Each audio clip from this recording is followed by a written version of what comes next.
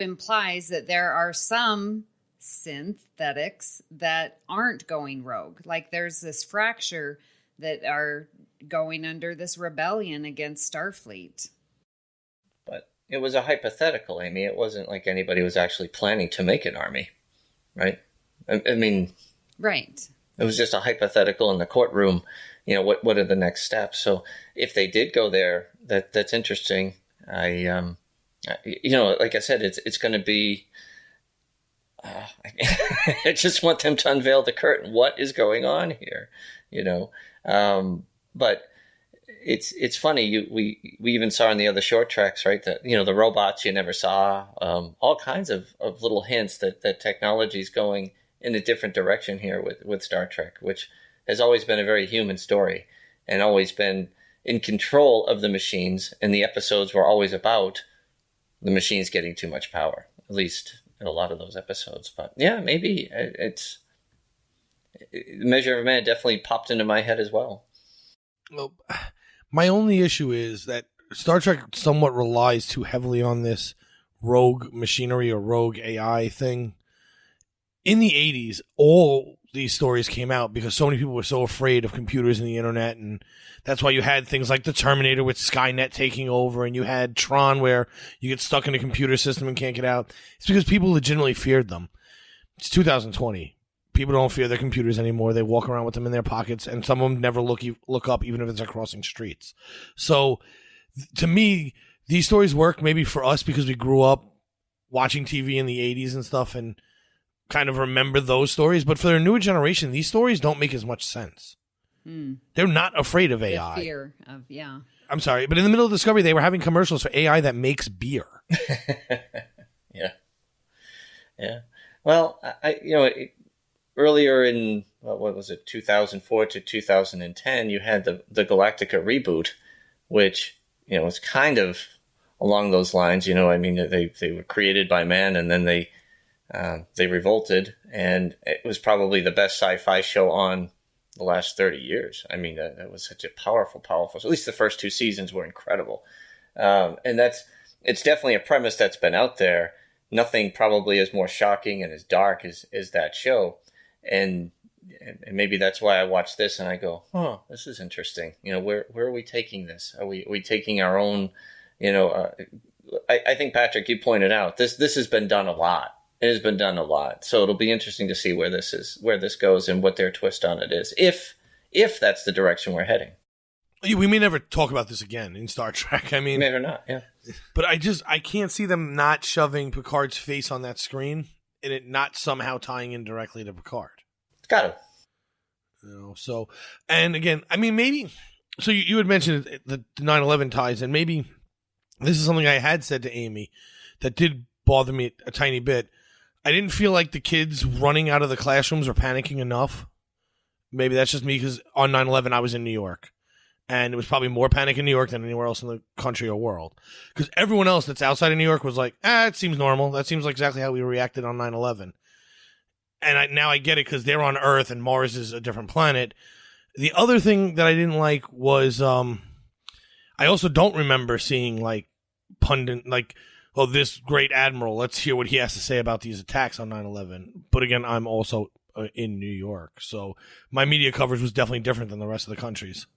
And we were talking about that because that was one of the things that was so powerful that came back to me because I was teaching, and so that would be Mountain Time Zone, and the kids were just coming in, and we had every TV on, the big box on the rolly carts, rolled them into the classroom, and that scene on this short trek was exactly what the feeling was in the entire state of Utah, in the entire school.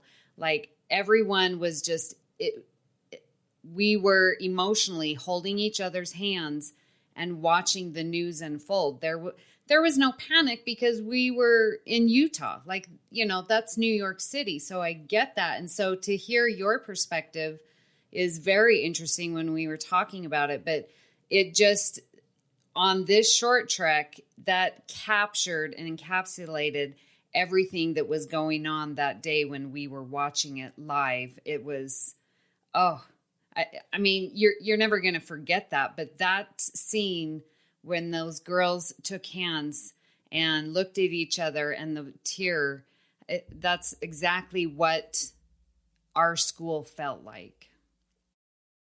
So, quick story. This does not put me in the best of lights.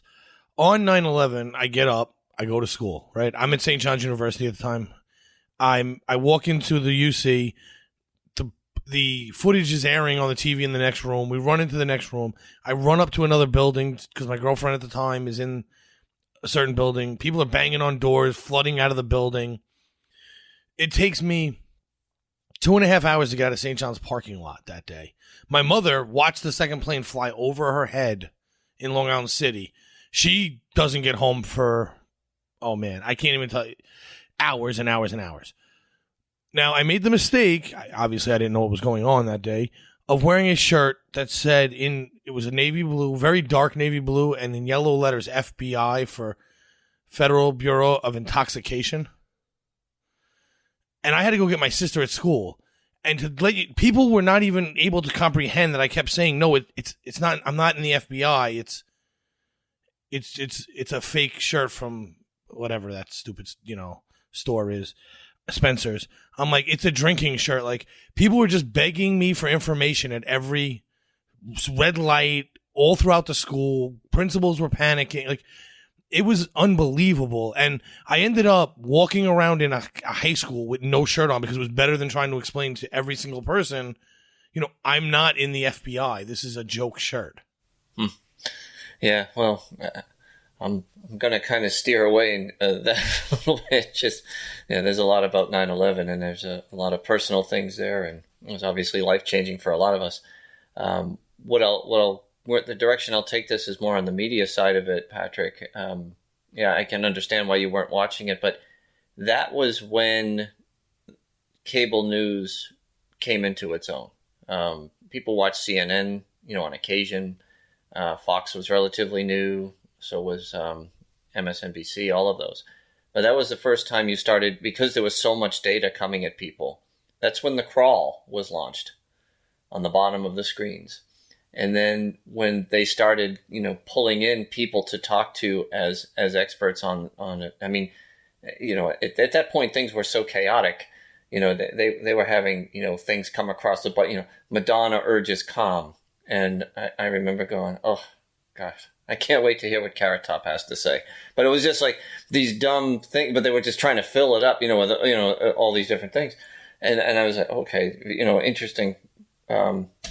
interesting thing there. And I think since then, whenever there's a, like I said, especially something military, they'll have the former, defense secretary. They'll have somebody that people will recognize that can have an opinion on it. Now, it's not stated whether Picard is still on active duty or not. But you maintain your rank when you retire. I'll always be senior chief. You'll always have your rank if you retire from the military. That's yours forever, and off it goes.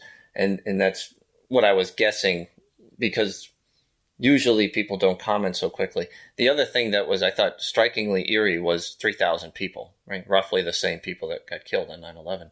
So it was just, that was the other thing. I was like, oh, okay, this is really aligned. And Amy, the story you told, unbelievable. I can imagine the memories that brought back as a teacher, and the symbolism of what was on there and how that relates to you.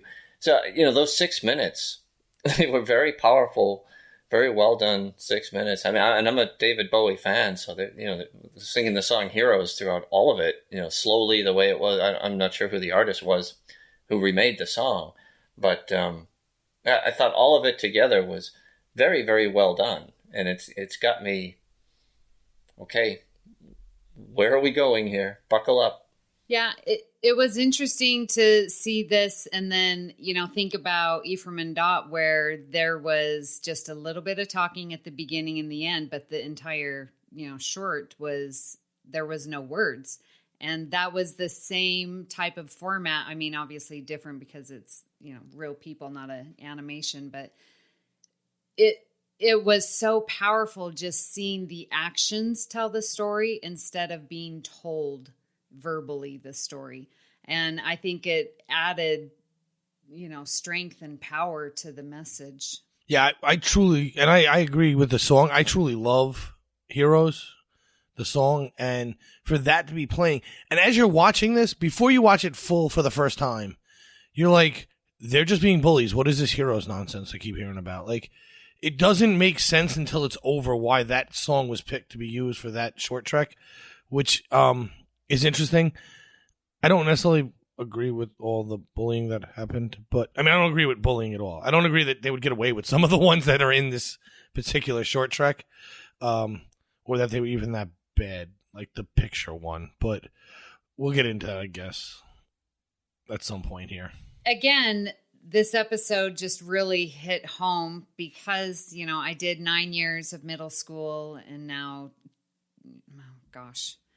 11 years of high school. So I've seen the bullying and how kids just can be so terrible to each other and how wonderful they can be. So I get to see both sides. And it was it took me back to where some kids were just so mean. And you're just like, what's wrong? What's wrong with you? Why are you doing this? There's no reason to be picking on this girl, for both of them, and the fact that it did get out of hand, out of control. Again, very realistic because teachers aren't going to catch everything. They're not in the hallways. They're not in the libraries, behind every bookshelf. Like, you can't have an adult supervision everywhere, although we definitely do try to prevent it. But it's just going to happen.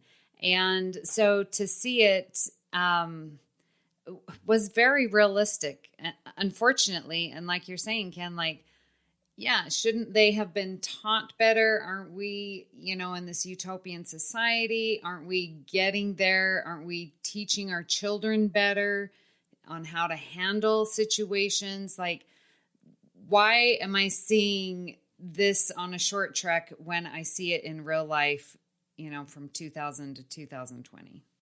Yeah. Well, we're seeing a lot of focus on bullying, right? There's a lot of campaigns. I don't think it's tolerated. I can't say you would have a much better view on it than I would ever have, is that if it's getting better or not. But there certainly is a lot more focus and understanding just how detrimental it is to a kid. I thought the other interesting aspect of this short trek was, behind the scenes, young kid, frustrated that her dad, we assume, isn't coming home, and she's not mature enough to really understand how to handle that emotion, so she takes it out on somebody else. So there was that aspect of it as well, where sometimes when you peek behind the curtain, now sometimes bullies are just bullies, and they've got they don't have it that bad, but a lot of times there's something that instigates it. There's some problem at home or whatever that causes a child to act out. And at least in this case, we see that. And I do believe, that she instigated it. And it started the whole thing just down a bad path. But yeah, I think that, trek or not, powerful message. And that was interesting because there is such a dichotomy between the two girls. Like, yeah, that the dad's not coming home, and she doesn't really know how to handle it, and she's obviously disappointed. But then on the other side, you have cute little Kima who, is making faces with her mom. And so that implies that they have, pretty good relationship, where compared to the other girl where she just, turns him off, sort of hangs up, if you will. Yeah. Turns we don't him even off. get a good phone slam anymore in life. We don't. Everything's on video screens. So that made me wonder. It's like, okay, so why are we seeing these two vastly different home lives and yet still have the same end result of, picking on each other and tripping and, being mean to each other? I didn't understand that part of it, why we would see such differences. Well, it's weird. Well, first, we keep saying bullying, and this isn't bullying in the traditional sense. Typically, bullying in the traditional sense